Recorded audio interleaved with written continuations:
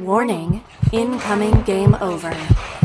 Warning, incoming game over.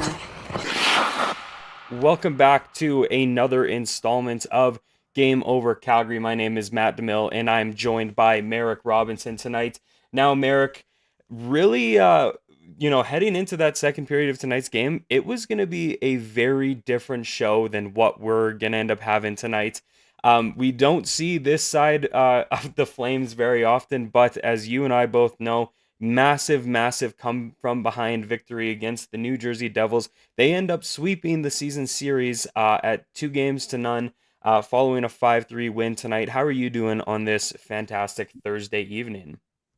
No, I'm doing good. Yeah, like you just said, we were texting back and forth a little bit, and the tone of our text took a very different change versus what they were after the second, which thankfully was for the better. I agree. Yeah, it was. I can't say I was the most thrilled person in the world watching the first two periods of tonight's game. I was pretty not necessarily taken aback. I was kind of expecting a game like this from the Flames. What I wasn't expecting was the come from behind victory, as I said. Before we jump into tonight's show, of course, though, just wanted to say shift into hyperdrive and get ready to have some fun with your new source for all the biggest stories in hockey, bringing a unique style of broadcasting and commentary with a Quebecois flavor. Hyperdrive Hockey combines top-tier hockey analysis, big stories, pop culture, and a damn fun atmosphere that will drive debate, make you think, and more. Join Max Van Hoot, Daphne and Malbuff, and Kevin Laramie every Monday and Thursday for your fill on the hockey world. Watch on YouTube on the Game Over Network channel or subscribe to the podcast on Apple, Spotify, or Amazon. Head to our website, thegameovernetwork.com, for more. Now, as we jump right into period one of tonight's show, I kind of figured period one we could go over what exactly happened tonight. Flames pick up a crucial 2 points. As we all know, they've kind of been struggling as of late for their push to the postseason, while it seems like the likes of St. Louis and Vancouver are kind of starting to find their groove. Flames improve to 32, 25, and 11 on the season, pick up 2 points, and now sit at 75 points, with Vancouver and St. Louis playing against each other tonight, and one of those teams guaranteed to pick up 2 points. Doesn't guarantee the Flames will be in a wild card spot, but they do minimize what could have been a pretty bad night for the Flames in terms of the postseason. Whereas New Jersey drops to 37, 28, and 6 on the season. As I said, Flames sweep the season series, having taken the first game against the Devils in November by a 3-0 win when they visited Calgary. But of course, tonight's game really didn't start too good for the Flames. Obviously, right off the bat, and I'll flip this one to you here, but Timo Meier boards Joel Hanley in the first couple minutes of the game. He ended up getting assessed a 2 minute for board, but I know myself and a few other people in the community were really disappointed with that call. What did you think of that penalty and the kind of repercussion that Timo Meyer faced after the hit? Yeah, I think from what I saw, like I don't know 100% exactly what the ref kind of saw there. It was a bit of a brutal call, but unfortunately, like with the way roughing has gone recently, especially in the NHL, they're not gonna they're not gonna do anything super major unless it's like blatantly obvious. Like obviously, we know he did it against Joel Hanley, who I do think he did remain in the game, if I'm not mistaken. Yeah, he left and then he Uh, came back. yeah, he still nodded 21 minutes. So I think if there was like not necessarily like he didn't come back, but if it was more like worse overall, I guess, or like more dark of a hit than that the refs could have seen. They could have called something extra, but unfortunately, that's just kind of how it plays out. There's nothing really. Boarding's kind of a bit awkward when it comes to those kind of calls. Like most of the time, they're a minor, unfortunately. But And I also think like it also kind of comes down to the severity of the hit as well. You saw Hanley kind of go down for a bit, but he ended up getting back on his feet. I know I played hockey growing up. You played hockey growing up. We both play hockey. And I think what we were taught from a young age is the minute you see numbers on a player, it's kind of a no-hit zone. And I feel like that's the same message that the older guys in the NHL should kind of be following by. And if there is a hit in an instance where there was a lot of numbers showing on Hanley and it wasn't necessarily something where Timo Meyer could have held up and kind of slowed down his path. He kind of just kept going straight into him.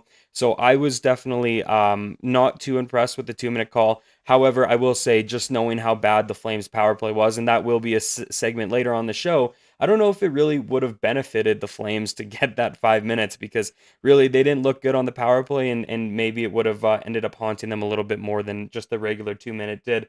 That first period, though, I thought it was super chippy all around. You could tell both teams kind of had something to play for at the very start. The Flames are kind of riding off momentum of their win in New York. Of course, that didn't settle too long because Adam Klapka ended up scoring on himself to open up the scoring for New Jersey. Of course, a Nico Hischier wraparound goal went off the stick of Klapka and kind of just snuck past Wolf. Looked like he didn't really see it and he kind of lost sight of it.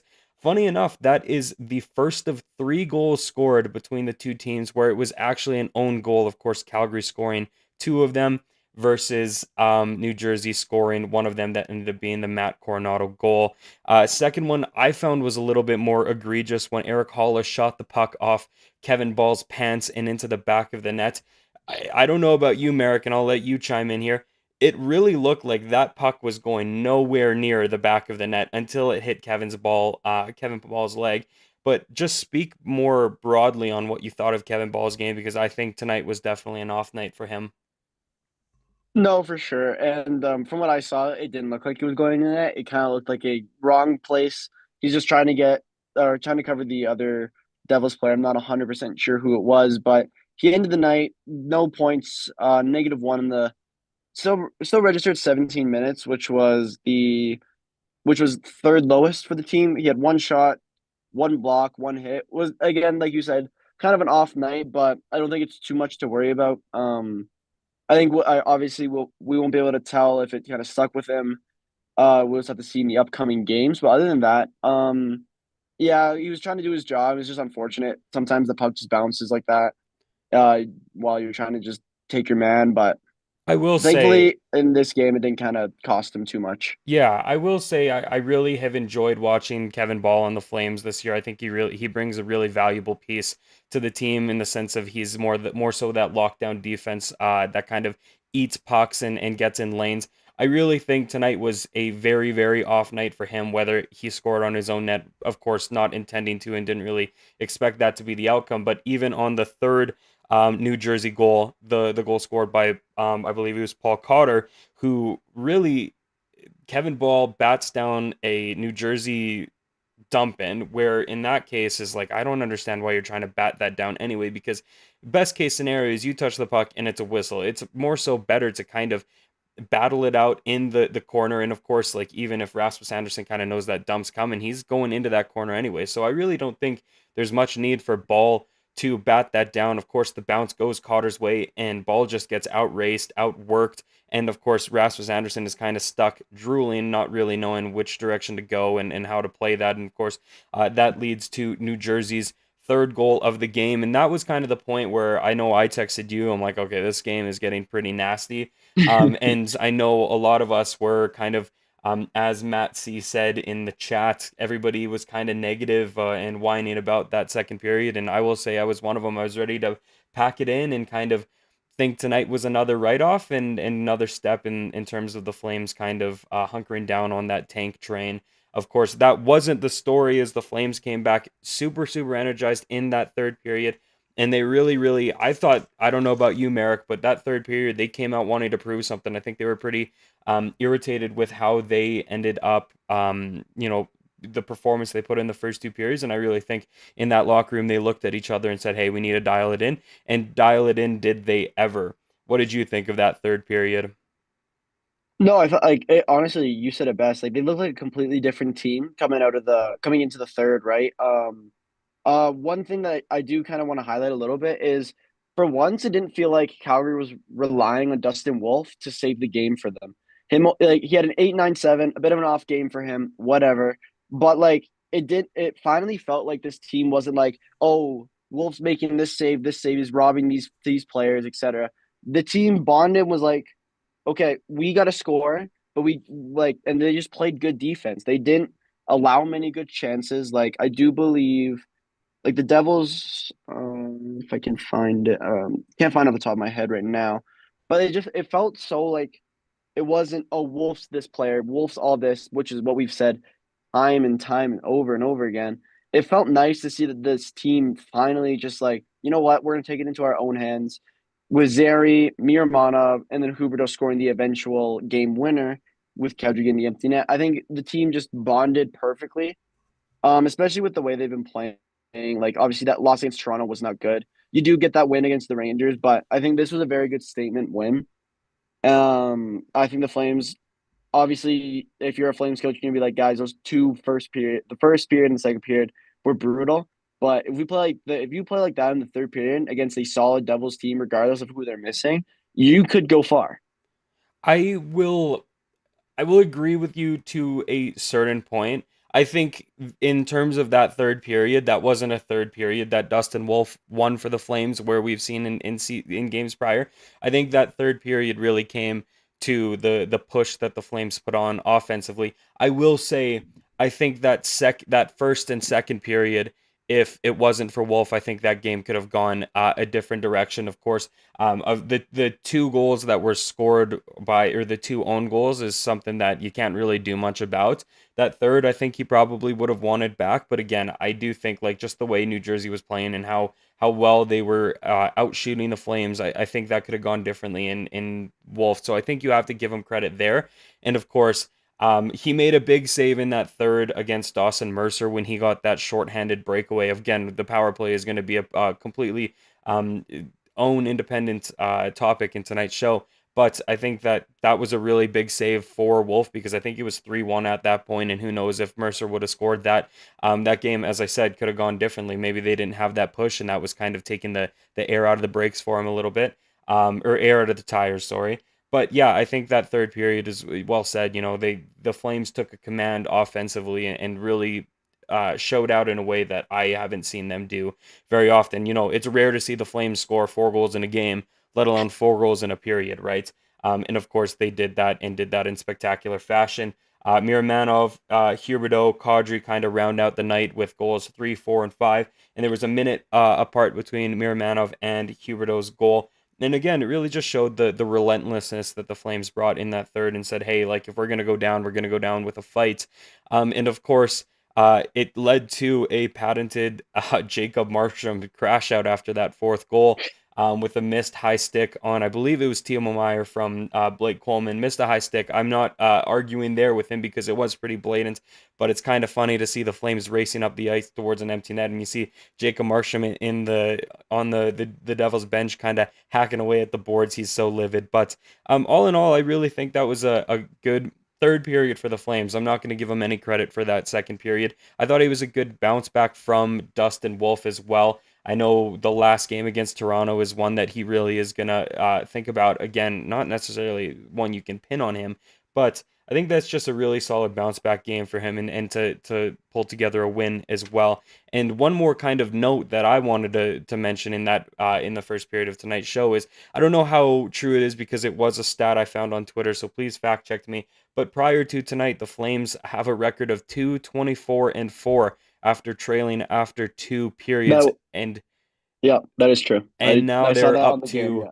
3-24-4. So when I saw that stat and I saw us down 3-1 after 40, I really did not have high hopes that we would be having this conversation now. And of course, one last shout out is the great night that I thought the youngsters had. Of course, Connor Zary, Matt Coronado both found the back of the net. I thought they had a little bit of jump to them, and of course that goal helps a lot for Zary and stuff. I know he's been maybe a little snake bitten since he's come back from his injury. And of course, as we said, Dustin Wolf having a great bounce back game. And of course, reading the chat, Conrad, appreciate it as well. Remember to hit that thumbs up if you really enjoy what we're doing. Thumbs up, subscribe, like, share with a friend. Any kind of way to get the Game Over brand out there more, we would really, really appreciate it. And I feel like this is a really good time to kick it into period two. But before we do, of course, if you're looking for ways to help an upstart media company employing over 30 young journalists and analysts across Canada, well, if you have a few spare bucks kicking around, head to our Patreon page at patreon.com/thegameovernetwork. There, you'll find multiple tiers featuring different rewards and goodies for helping us grow. There's extra access, exclusive looks behind the scenes, Discord benefits, merch discounts, opportunities to give us feedback, and you can join us for special shows live, where you can interact with hosts as we launch more ways to improve your experience. If you're not able to spare a few dollars, we have a free tier available so you don't miss out. If you really want to help us, make sure to click like and subscribe on YouTube, of course. Rate us 5 stars on your favorite podcast app and share our work on your social media of choice. That's patreon.com/ the Game Over Network for tantalizing goodies.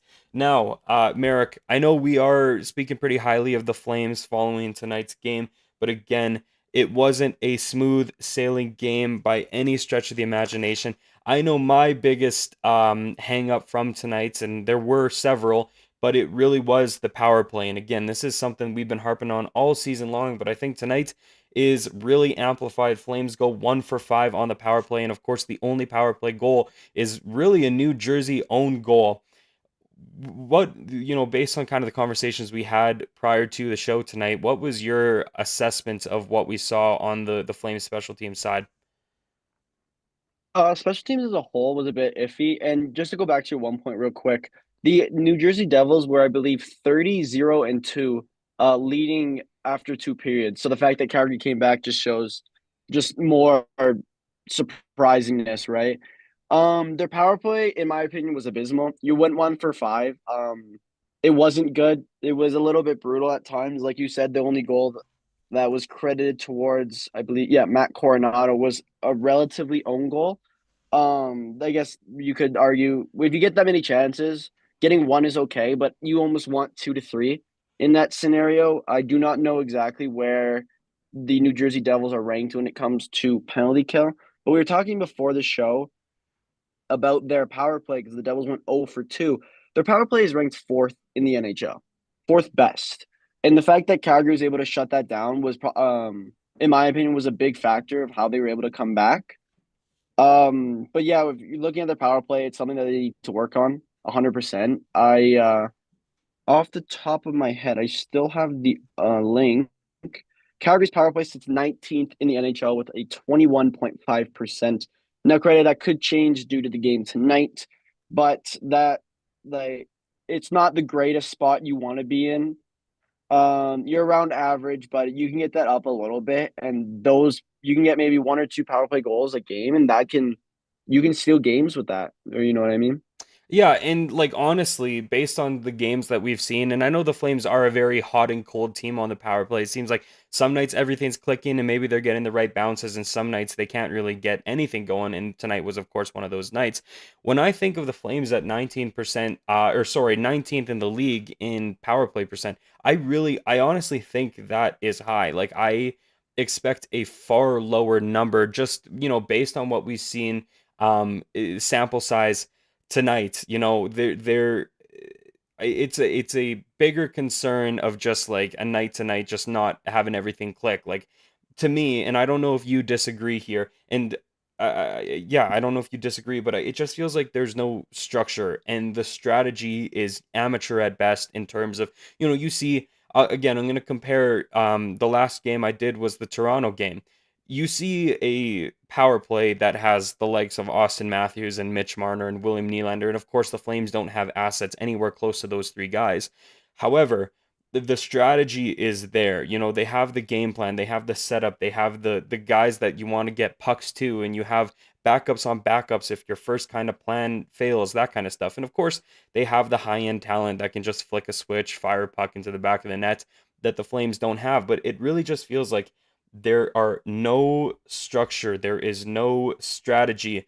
Once the Flames get in, I feel like they're a pretty good team off of like the fast breaks, and we saw that tonight. The quick breaks into the zone when you get maybe odd man. I think they're really good at that. But once you set up a presence in the offensive zone, it's just like, hey, let's find the open man and wire a bunch of pucks from the perimeter. And my other kind of reasoning for that stance is by the end of the second period, the Flames were out shooting the Devils. I think it was like 70-48 on shooting attempts. And I know the Devils just ate pucks all night tonight. However, that kind of just shows, like, I don't think the high danger chances are anywhere close there where they need to be. It's just these perimeter shots where it's like, let's find an open man, let's find an open lane, try and get a rebound, try and crash the net. And that is not the key to success on the power play. Where do you kind of stand with a stance like that, Merrick? Yeah, I would agree. I think having that mindset of is obviously if you're the New Jersey Devils on a penalty kill, you want them around the perimeter. Markstrom pretty much 10 times out of 10 will make a save that is easy to see from the point. A big example that I kind of can compare was last year to the Pittsburgh Penguins, as their power play was one of the worst in the leagues. But then they got a new power play coach, and I don't know if the Flames necessarily need this exactly, but and then now their power play is a top 10 power play. So I'm not saying like if like you're not lacking talent when it comes to Calgary, having Huberdeau, Kadri, Uyghur, etc. But I do agree with you 100% that they are lacking structure. There's no point to their power play. It's like, yes, we have a power play. We're 5-on-4, but then what do we do? But you don't need shots from the blue line that have no chance of being tipped. There's no screen in front of the net. They need to get guys in front of the net. They need big guys in front of the net. They need guys on the perimeter that can do one touches or they can get a quick shot off that is open for a rebound. But I think that you hit the nail on the head, in my opinion. Like they are lacking structure, and I think if they are able to figure that out, this team could look. If this team does make playoffs, that power play that if it does have that structure that they need, could help them win or sneak a few couple games that they need to win in the playoffs.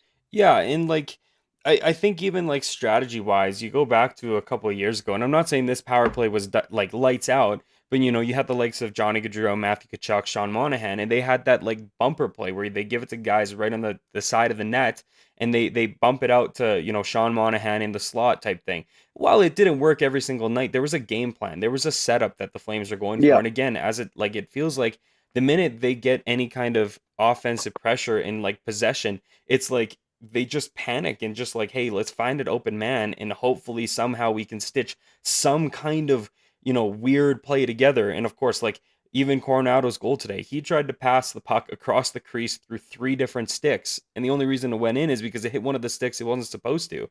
And like that is the really irritating part. And again, I'm just reading the chat. I know it's popping off and I should probably go back and read it eventually. So it will be coming. But I see Conrad, of course, one of our Game Over hosts as well. How many times are we going to blame the special teams coach? We have changed it 3 times in 2 years. Once because of conditions outside of hockey, but still, I mean, I don't disagree with you, Conrad. I don't like. That's the confusing part. Is we've gone through different coaches. We. It's not like it's the same coach we've had for the last 3 years where it's not working and management is too oblivious to be like, hey, let's get rid of this guy. We, as much as we harped on like the Monahan and Gaudreau and Kachuk era where the power play stank as well. We have new management and basically a new roster and it's still not working.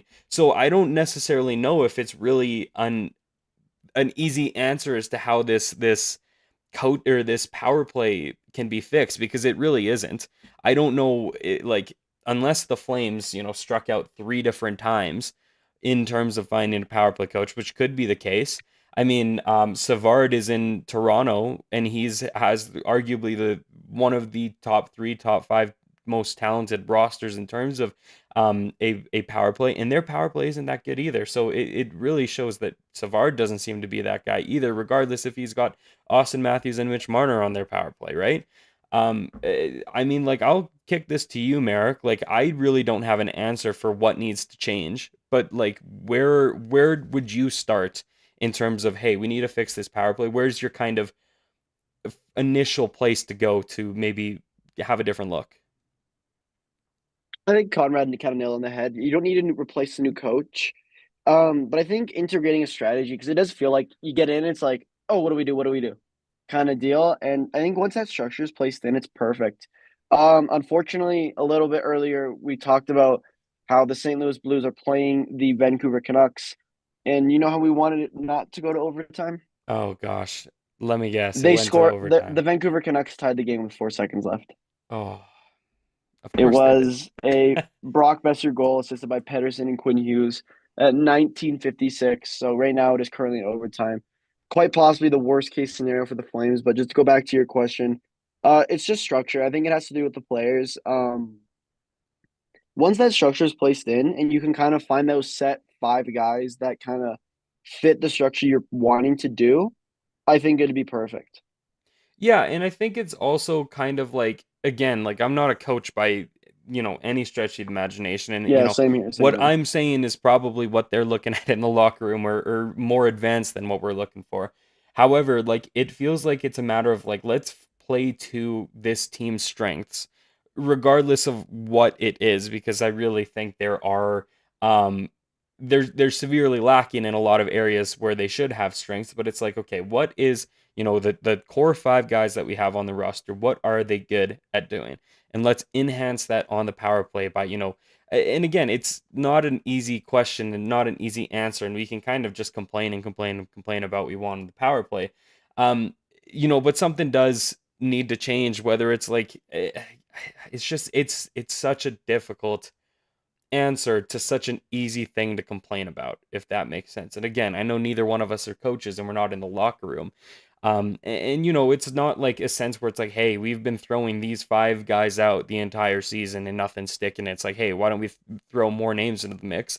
I mean, there's probably very few players on this team that haven't seen power play time at this stage, right? And it's just it might just come down to like not having the right combinations, and just kind of, practice makes perfect. Again, though, it's not an easy answer to give, and I think that's also in a way why the Flames are struggling as well. And going back again, I don't want to sound repetitive here, but you had a really good point about New Jersey's power play being good. And I think that is, you have to keep in mind, and this was also a comment that Conrad said in the chat as well, but let's not give the Flames too much of a pat on the back in the sense of even being good against a really good New Jersey power play, because they're missing arguably the quarterback of their power play in Dougie Hamilton, who's out for the regular season, as well as their sharpshooter and their goal scorer and their point man in Jack Hughes, who's done for the season, right? So of course it's good going 0-2 against any team in the league, any team on the power play. However, arguably the two biggest, and this isn't a knock, as you said in our chat prior, this isn't a knock on Jesper Bratt, who is quite the scorer as well either, and whoever makes like the Dawson Mercers and stuff as well. They're still good components to the team, but they're obviously not the guys that run the power play and make the power play so elite, right? So they're missing those two guys, and even just the entire game, right? Like, great, Flames pick up a win against the Devils, massive 2 points, but again, you played a Devils without a Jack Hughes and Dougie Hamilton, which is really big key components to that team. So, uh, Yeah, I would agree.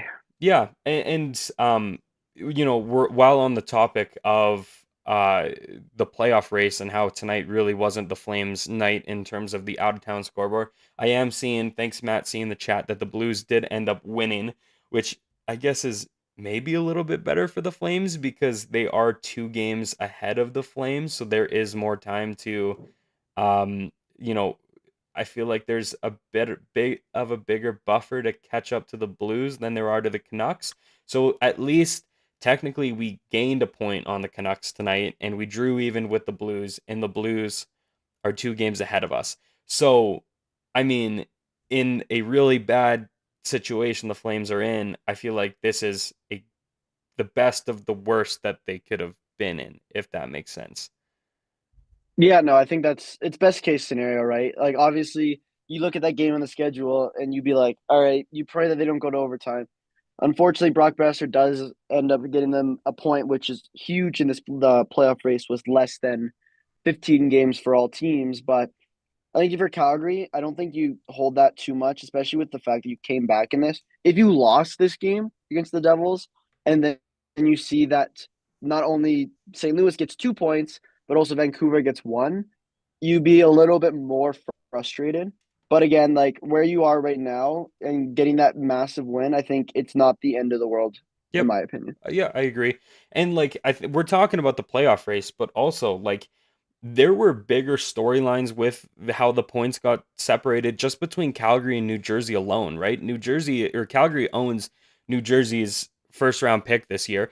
And the way things are trending, the Flames are not going to end up in the bottom 10 where they can keep their own. So there's a very good chance that the next highest pick the Flames will have at this year's draft will be New Jersey's. So again, it's not as big and monumental as tonight in terms of the playoff race. But as again, Matt C in the chat is on the kind of saying the same thing I'm saying right now, right? We just helped, or we didn't help. We made things worse for New Jersey in the sense that they didn't get two more points, and I mean they are kind of wedged in that third spot in the Metro. 2 points is 2 points, and who knows how that pick will change because of that. And the Flames actually on the season picked up 4 against New Jersey, so really that's 4 less points that the Devils could have, which means the Flames could get a lower pick. I think I wrote it down, but as it stands, or as it stood heading into tonight's game, if I can find my notes, yeah, prior to tonight's game, the Devils would be picking at 19 and the Flames would be picking at 15. So in the long run, like the Flames might end up only 2 or 3 points, or two or three picks back from the Devils than they usually would be. So maybe it's not the worst case in the world, with the Flames most likely giving up their own first to Montreal this year. So I guess that helped on the playoff front as well. We are hitting the 33-minute mark of tonight's stream, so this is probably a good time to swing things into period number 3. But before we do, if you're enjoying the show so far, you probably want more of this, right? Well, make sure you hit the like button on this video, click subscribe on our channel, and make sure you check the notification bell so you're alerted when we go live. If you're listening to our podcast, please give us a 5-star rating or even write a positive review. If you really like us, make sure you follow us on your favorite social media platform. You can find the Game Over Network on Blue Sky at thegameovernetwork.com, on TikTok and Twitter at GameOverNHL, on Instagram, Threads, and LinkedIn at Game Over Network. You can also find both myself and Marek on most of those channels as well. So make sure if you want to chat with us, you can connect us through there, as well as our Discord too, where you can chat with us ahead of any Flames game, any after, or just any time in between. You can come find us there. And lastly, you can find us all at thegameovernetwork.com, where you can sign up for our upcoming newsletter as well. So lots of stuff going around the Game Over community. If you do want to reach out to us, we are available through a plethora of ways, and we're happy to talk shop about the Flames, hockey, or just anything in general. Now, period 3, I kind of want to hand off the reins to Marek here. I will say period 3 was going to look a little differently through 40, and of course the Flames comeback really jostled things around. I know we kind of wanted to talk about how the Flames have recently performed against more elite teams, like the Rangers, like the Devils, and I think we could still use that conversation to really dig into that as well. Maybe not necessarily the way we were planning on it essentially, but I'll flip this to you, Marek. Where are you kind of sitting with Flames in their latest performances against elite teams in this league? Yeah, so obviously, like I think I wanted to kind of go back to at least the Canucks. You lose 4-3 in a shootout. Obviously, from what I've seen, shootouts are a little, well, there's something. I'm not a big fan of shootouts. It does seem to be Dustin Wolf's like kryptonite in a weird way. The high glove is always where a lot of teams seem to shoot on him, especially in the shootouts. Then you drop your next game 4-2 to the Avs. Avs are a powerhouse right now. And like there was a quote from Craig Berube, the Toronto Maple Leafs coach, was how do you stop Nathan McKinnon and Cale Makar? And his exact response was, I don't know, but if you have an answer, let me know. But then losing 6-2 to the Leafs, that was a really bad look. With the Leafs being obviously one of your kind of at the beginning of the year, it's like this team's gonna make playoffs. You're fairly certain. You beat the Rangers 2-1. They've been struggling a bit, not necessarily that elite team that everyone was used to, especially last year. But I think this game tonight against the Devils was a big statement win. Yes, I know they're missing Jack Hughes and Dougie Hamilton, but the Devils are still the Devils. They have decent goaltending in Markstrom. You have decent defense. Luke Hughes seems to be playing a lot better than he used to. Timo Meyer's woken up a bit, as well as obviously Jesper Brad has been. He's one of I think he's like top 10 in points this year. Like he's been incredible for the Devils. Nico Hischier's always been good for them, but I just think that especially this win, when knowing that the Devils were guaranteed points going into the third with that 20-0-2 stat line, I think just shows that this Flames team is willing to compete. And I think the biggest takeaway was that for once, or at least in recent memory, it wasn't on the back of Dustin Wolf, which I thought was really, really important, as oftentimes throughout this season, we've seen the Flames team lean on Wolf to make those saves and kind of win the game for them. But tonight it was the team that wasn't, and it was the team and it didn't feel like Wolf had to carry this team, which was nice to see, especially against this elite Devils team. And looking forward in their schedule, you have the Islanders, the Kraken, the Stars, the Oilers, and the Avalanche. Still some elite teams in there. If you can get a win, especially against the Oilers, obviously with the Battle of Alberta, that's a huge game. But if you win maybe one or even two of those games between that 3 game trip, you're looking very, very strong. And it shows you can beat good teams. And that's what I really like to see about the Calgary Flames. And going forward, obviously, there's going to be games where you rely on your goalie. That's just how the NHL works. It happens with all 32 NHL teams. But I think if the Flames can kind of do this more often, where they're not necessarily like relying on Wolf, and they do make playoffs, because right now they'd be going against either Vegas or Winnipeg, and you're not relying on Wolf, there's a good chance that you might be able to maybe sneak, maybe past the round one. I don't want to get too ahead of myself, but it's nice seeing the Flames beat a very, very strong team and not rely on goaltending. Yeah, I think that's a big thing. Like you do have to give them credit for their relentlessness tonight. There have been occasions this season, Toronto was one where it's, they took a beating on the chin and they didn't really do much in terms of bouncing back. Those are the games that I am more concerned about. But yeah, like they've put up a fight against the Devils tonight. I 100% agree with you. Again, I'm gonna play, no pun intended, again, but I'm gonna play devil's advocate here in the sense that again, I will go back to the absence of Hughes and Dougie Hamilton does hurt. But again, without them, they still have a pretty good they have a solid team. Jesper Bratt, Dawson Mercer, Timo Meyer. They have pieces there that isn't necessarily reliant on those two guys. They just really help, mesh everything in together.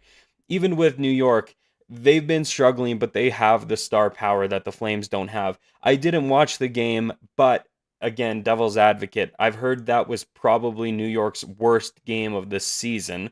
I saw they only put up 13 shots and were just outplayed. And it is a little scary that the Flames are um, only beat them by a one score, a 2-1 game. But yes, I agree. Like what I think the Flames have done really well this year is they've beaten the teams they need to beat. The bottom feeder teams, I feel like they've done a good job beating the teams that even on paper they shouldn't be losing to. And that is why I think they're put in this position today, right? They've beaten the teams they need to beat and they cannot be losing points against. And they've struggled from time to time against the more playoff bound teams, the Torontos, the Colorados, that kind of stuff. But again, I know we've talked about it in the past, but you do have to give them, their flowers in the sense that they're not the most talented team in this league. By no means. They're nowhere close to being a talented team. They're middle of the pack at best. And yes, they lay a lot of goose eggs and they don't bring the best performances here or there and really get outplayed in a few games. But the fight is there and their drive to make the playoffs is there. And I think that is hard to compete. Other teams are hard to compete against. I don't know if there's a team out there that is as dedicated to making the playoffs and the Flames are in the position that they are now, right? Like even again, I'll go back to New York. They have all the pieces to make a deep playoff run. They've got a several-time Vezina winner in Shesterkin. They have a Norris winning defenseman in Fox. They've got the Millers, the Panarins. They have the power. I mean, there's clear issues in that room, but again, yes, I think the Flames um, are proving me wrong in games that I don't expect much from tonight. And again, like I don't want to give them the greatest pat on the back tonight because again, they played 20 minutes of stellar hockey. But I mean, 2 points is 2 points, and this was a crucial 2 points in just about every facet of the draft, of the playoffs, of everything. Like I think, like, again, I don't want to look ahead way too far down the road, but a lot of people were saying that the Toronto game was a turning point for the bad for the Flames. And, like, yes, that game was embarrassing to watch. I didn't want a part of it to watch. But, I mean, the performance they've done in the next two games, makes me think like, hey, maybe that was the turning point they needed to step in the right direction in the sense of we just got embarrassed. If we want to like this is the point of the season where we can hang it up and be like, hey, we just got outplayed. We looked like amateurs. We looked like a junior C team. Let's pack it in for the season. Let's tank. Let's keep our first round pick and let's, start again next season. And it kind of seems like they all kind of locked in and we're like, hey, that was embarrassing. That is not us. That's not the style that we play. That's not a team that looked like a team that just gave up. And that's the one thing we prided ourselves on not doing for a good chunk of the season. And now they are doing an excellent job kind of proving everybody wrong in that sense. So yeah, I think like in games like tonight, there are glaring holes where the Flames are clearly out skilled in. But again, the effort is there and their dedication in, 80% of the games they play is better than the other team, and that is something that you have to commend them for as well. Anything to add for period 3 here? No, I think you nailed it. Nailed it. To be honest, I think your little message of like Flames being the bottom seed teams is huge, especially when you have the San Jose Sharks in your division. You're 2-0 on them on the year. You have 2 games against them still, and to be honest, those are must wins. Those are you should be getting 8 out of 8 possible points against the San Jose Sharks. And I think if they do that and just use that system, you use that part of it and use that to their advantage, that could be a very good reason or a very big reason why they make the playoffs. And don't quote me here, but from what I've heard of St. Louis, Vancouver, and Calgary, whether we like it or not, Calgary has the toughest schedule of those teams. While we do have San Jose on deck a few times, we do have Mini on deck. We have Dallas on deck. We've got Edmonton on deck. So again, don't quote me. That's kind of what I heard through the grapevine. So where the Flames sit right now, it is going to be an uphill battle where, again, those games against San Jose are going to be the must wins, as well as we're going to need performances like tonight, where it's we beat the team that we're not expected to beat as well. And that's really kind of the name of the game if the playoffs are, um, you know, uh, if the playoffs are there for the Flames, that's the name of the game. That's what they got to do. And I feel like where we sit right now I think we're at the 68 game mark. 14 games left. The amount of games that the Flames can afford to lose are dwindling drastically. So whether we like it or not, our road to the playoffs are going to have to go through the teams that are the quote unquote favorites against us as well, right? Um, I feel like this is a good time to enter the Q&A. I know there was a lot of comments tonight's game that I would love to get to, but before we do, there's no better way to support something you love than by repping it on yourself. Game Over's apparel line has dropped with 3 unique designs. Whether you feel the nostalgic pull of our retro skater design, want to make a statement with our established design, or want to make your wear your love for goalies proudly by the live and die by the goalie design, or if you just need another coffee and a toque to get through the winter, we have you covered. Designed by Brady Chalice from Game Over Winnipeg. Use the QR code on stream now, which I'm going to pull up right now because, of course, I wasn't ready for that. The QR code that is covering my face right now and help us rebuild local sports media in Canada while repping your community. I'm actually wearing the established tee right now. Really love it. Really love how it fits. Really, really great merch. And of course, if you want to support the network, you're more than welcome to pick up some of the merch as well. We greatly appreciate that. Now on to the Q&A period. Conrad, I see one's directed straight for me right now. OT question, mostly from Matt. Who wins tonight, Canada or Mexico? Wow, that's a great question. Of course, you're talking about the soccer game. Of course, I'm not a massive soccer fan, so I can't exactly remember which tournament this is for. But of course, I think it's the CONCACAF, perfect. Thank you. the CONCACAF final. Yeah. Canada or Mexico? Of course, I'm kind of in a weird spot. My mom is from Mexico, but I was born and raised in Canada. So I think for me, this is kind of a win-win situation. So who wins tonight? I mean, I don't know. I'm gonna win in both case scenarios. I'll tell you what, I'm cheering for the winning team though tonight. So that's if you want to know who I'm riding with, that's who I'm riding with, Conrad. Again, I can't say I'm a massive soccer guy, and I know my mom's disappointed in me for saying that, but sorry, my heart is with hockey. So there's not much room for any other sports.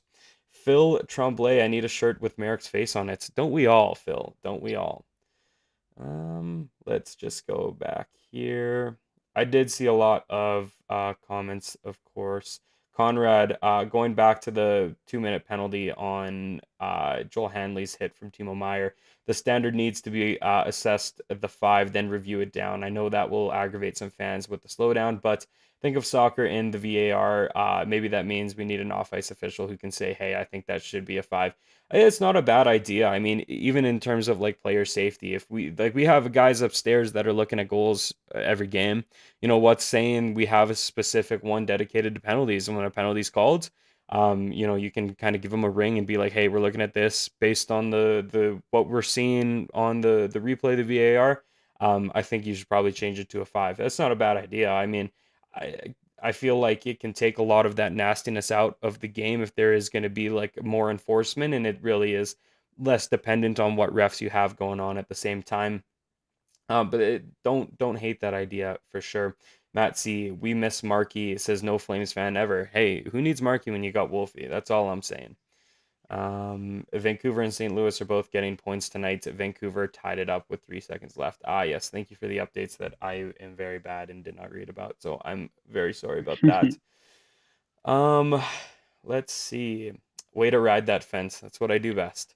How does Marek feel about the current state of the Calgary Flames prospect pool? Marek, I'll kick that to you.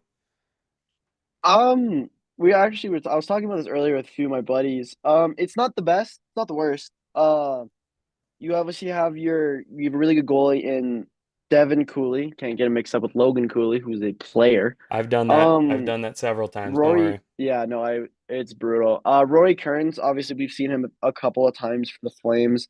He's been very good.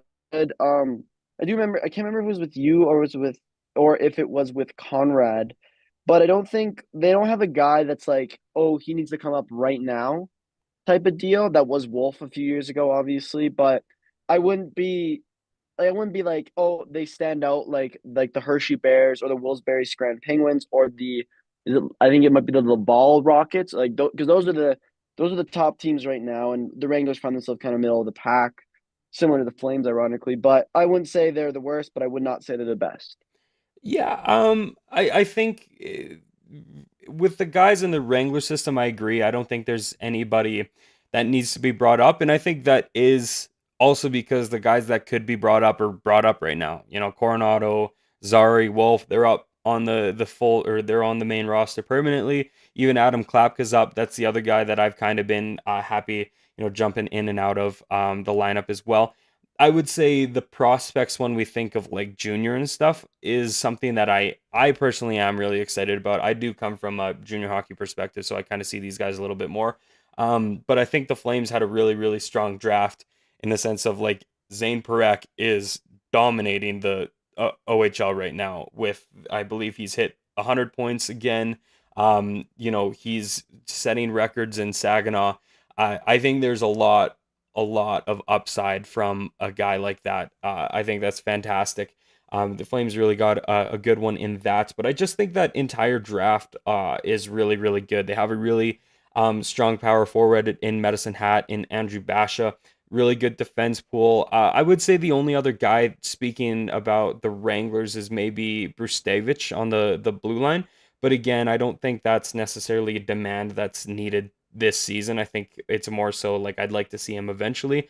Henry Muse is having a great season in the OHL as well too. So I think there are some really exciting prospects in that sense that think the Flames have done really good. And I mean, even Sam Honzik, who is a first round pick in 2023, he's with the Wranglers. I don't know if he's back or not. I know he was on the shelf with an injury. I haven't been keeping too many tabs on the Wranglers, albeit, but keep in mind we have a first round pick down there, Jeremy Poirier as well. I really do like the potential blue line the Flames can have in the couple years. I think they drafted really well with in terms of defense prospects.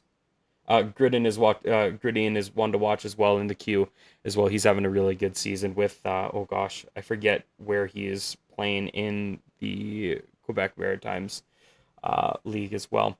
One more thing I did see in the chat as well from Conrad. Also, big shout out to the MRU Cougars men's hockey team. Fell in, I think that's quintuple overtime today. 5 Yeah. overtimes. They lost to TMU. I was tuned in. I know Marek and I are both, or I'm a Mount Royal alumni. Marek, you're currently studying there as we speak. So, I mean, I think you got to give That's where I'm at. That's where I'm at right there now. you go. There you go. Hats off to them. They had like the most successful season to date. In Canada West, their defenseman Clay Hannes, who's a Western Hockey League and alum, pretty much won every award he could at the end of the season. Player of the Year, Defenseman of the Year, and of course, the first ever finalist in Canada West, and they lost to the U of S. And then they unfortunately lost in the quarterfinals after 5 overtime periods in the quarterfinals of the U Sports. So, yes, shout out to them.